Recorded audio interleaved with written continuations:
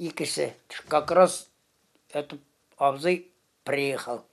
Мансаф Ахмадулович вспоминает тот день, когда вместо старшего брата, который в это время должен был приехать домой в отпуск, на пороге появился его фронтовой друг.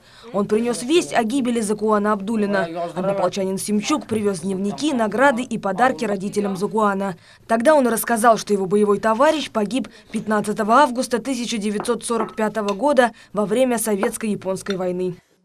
Я родился после того, как мой брат уехал на войну. Очень приятно, что он не забыт. Мы им очень гордимся. Очень. Я всегда с большой гордостью рассказывал о своем старшем брате друзьям. Спасибо всем, кто помогал в поисках места его захоронения.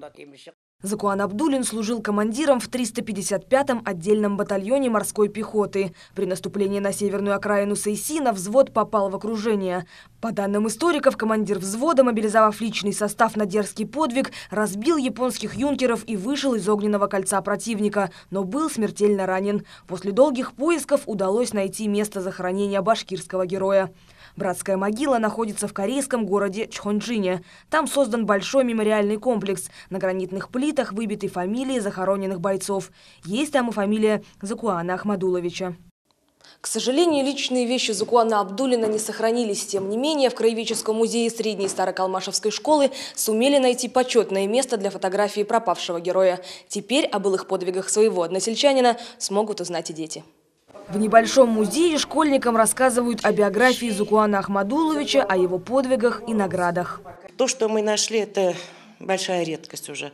Родственники приносят фотографии, сами находим по разным источникам. Но то, что есть, мы вот свято храним. Поисковой работой занимаются активисты проекта «Назвать поименно» Владивостокской средней школы номер 14. Сейчас они начали составлять книгу памяти 355-го отдельного гвардейского батальона морской пехоты Тихоокеанского флота.